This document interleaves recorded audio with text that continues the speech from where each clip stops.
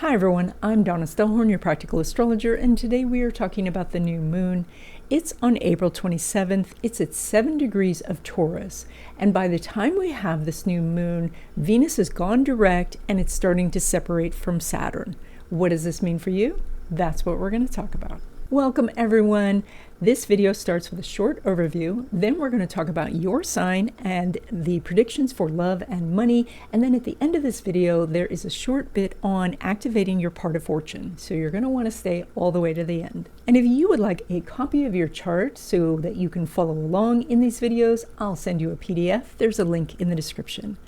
Okay, let's take a look at this new moon chart. So I upload these new moon videos about 2 weeks before the new moon, and that means that you're probably watching this video right as Venus is tracking along with Saturn. So the day after the full moon, back on April 13th, Venus went direct at 24 Pisces and Saturn was sitting at 26 Pisces. And so Venus is love and money and all the things you desire, and then Saturn is a brick wall. And so what this means for people, in general, is that everyone has the feeling that they're not getting what they want. So when a planet turns direct, it starts out moving very, very slowly, and Saturn already moves very slowly, and so now Venus and Saturn are doing this very slow waltz together as they go forward. They're almost like chained together. Now Venus would like to lead. Venus would like to lead you towards more money, better relationships, and everything that you want. But Saturn, the planet of hard work and discipline and restriction, is holding on to Venus very tightly now. So by Monday, April 21, both Venus and Saturn are at 26 degrees of Pisces. And now the North Node is there too. Now the North Node is your life path. And so Venus is what you want. Saturn's the strict father telling you what you need to do.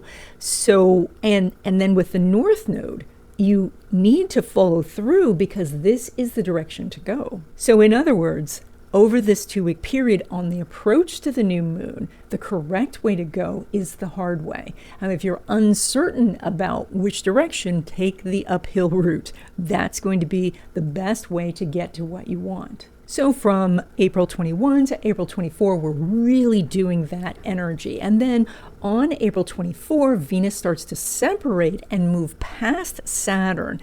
And from there, then the hard work that you've been doing starts to yield some rewards. Basically, at that point, you eat your vegetables and dessert comes. And then we're going to see Venus start to pick up some speed. So by April 27, Venus is a full degree separating from Saturn. And that means that they are becoming two separate entities, that the rewards are no longer tied to how hard you're working, how austere you are. And then by April 30, Venus is in Aries. And not only are Venus and Saturn separated, but at this point they're in different signs. And so now they really feel like there's some relief here. And so people basically all over the world are going to breathe this sigh of relief, especially those in the stock market. So because things feel a little easier. But don't be fooled. Venus is going to run smack dab into Neptune in Aries. And this is, such a desire for relief that people go overboard. And that is, the person who has one drink will have 10. The person who spends $10 may spend $500.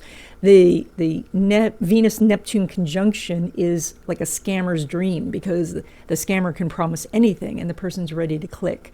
So you want to give Venus a few days, even though you may be feeling better, but give Venus a few days to get past Neptune and past that confusing energy.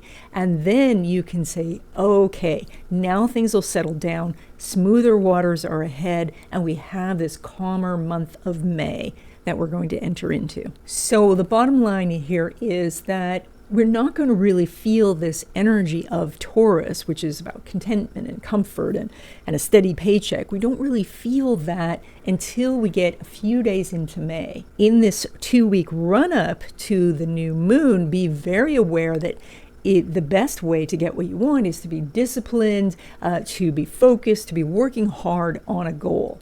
And then as you do things, then you're going to start to see the rewards as Venus pops out and gets past both Saturn and Neptune. Okay, Gemini, that Venus-Saturn conjunction is at the top of your chart, And so you may be feeling a lot of pressure right now around your career. Maybe you are looking for a new job and you're finding it difficult, a lot of closed doors. A lot of what has been blocking you is now starting to open up, and as we get into May, things are going to feel better. When we look at the new moon, it is lighting up your area of spirituality. So that is to go do the spiritual things to open things up for you. That is to call on ancestors, to use crystals and incense, do feng shui, do those sort of behind the scenes things to bring about the change that you want in your career. Now, when it comes to love relationships, specifically new love, Venus is not making an aspect with Mercury. So Mercury is sitting there in a social area. Venus is very elevated, making you visible. So it's possible that you are noticed, but it just doesn't seem to be coming together right now. Your attention is elsewhere, or they're busy, like you meet someone, but they're going on vacation, and so you can't see them right away.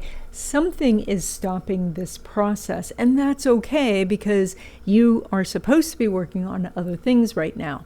This energy is going to line up very nicely in the future. So right now, it is something where you can go make friends and connections. That's great. But most of this is about working on your own stuff rather than pursuing outside things. Now, when it comes to existing love relationships, it's a bit of a different story because even though, again, there's no aspect now between the Mercury and the Jupiter's in Gemini. It's in your own sign, and Gemini's ruled by that Mercury. So there's an underlying stability that is in your relationship. There is some common ground here. There's a connection with this hidden aspect. And that allows you to feel like even though you're doing your own thing and they're doing their own thing, that you are still united. So I think that this is kind of a quiet harmony that you're experiencing. Now, when it comes to your money, you pull money from the moon, which is in that house of spirituality that I was mentioning before.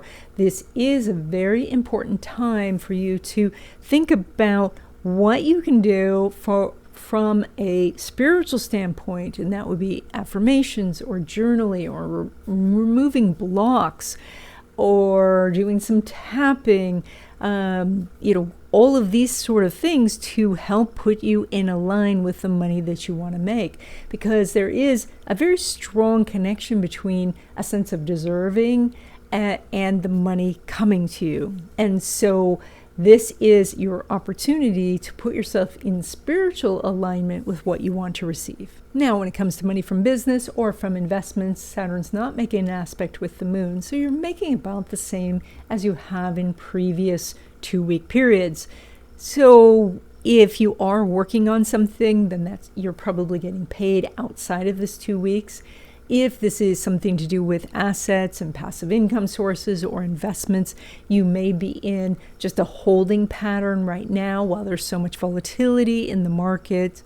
As we go forward, you're going to get better aspects and you're going to find times to take profits. Now, when it comes to money derived from career, so that would be a paycheck, it's an entirely different story. The moon's making a square to Mars, and you have a lot of activity going on in that area.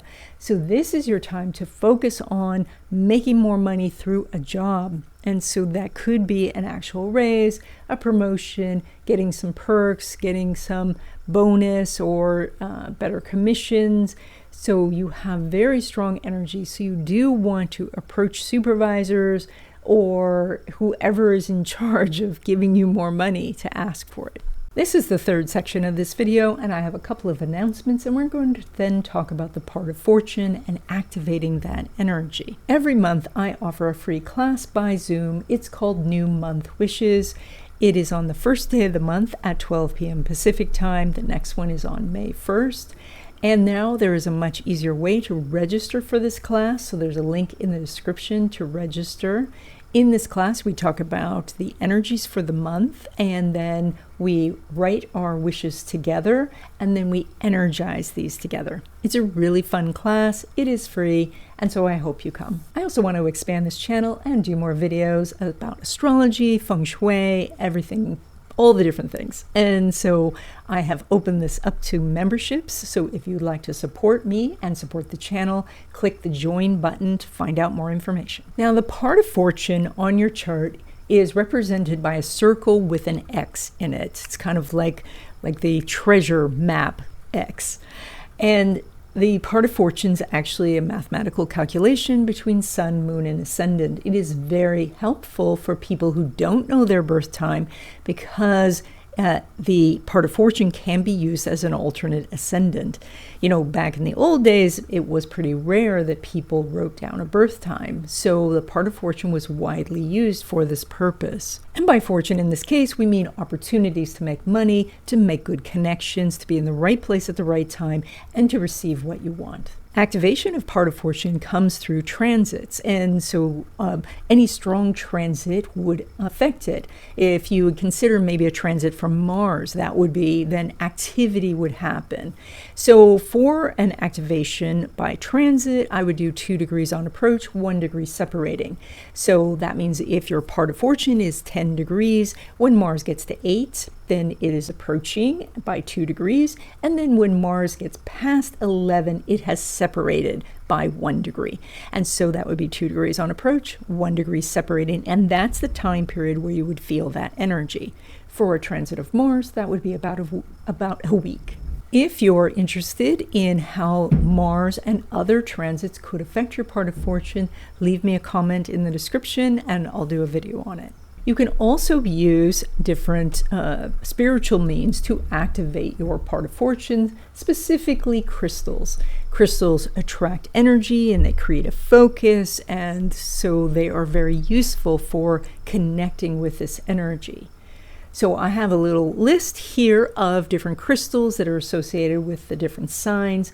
These are not the only crystals you could use. So these are just common crystals that you probably have already that I recommend. There's a full list of these crystals in the description, but we'll go through them really quickly.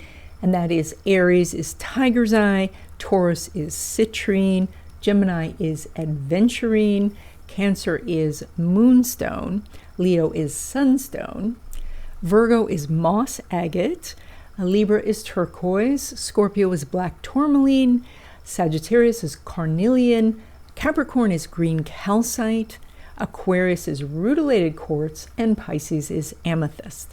Again, there is a full list of these in the description, and you do not have to use these particular crystals. These are just suggestions. So when you're working on money opportunities, when you are dealing with business matters, or anything where you want to make a deeper connection with someone or get some money, you want to have this crystal nearby. Maybe it's on your desk, maybe you're wearing it as a piece of jewelry, or perhaps you are holding it in your hand while you make these calls. But that helps you focus the energy and tells the universe that you are activating your part of fortune. If you don't know where your part of fortune is, I can send you a PDF of your chart. There's a link in the description. Just put the words part of fortune in the subject line. I also have a video about the part of fortune going through the houses. There's a link to that in the description. And that's it. I hope you enjoyed this video. Please subscribe if you haven't already. Check out the memberships. Subscribe to the newsletter. It's free, and I will see you in the next video.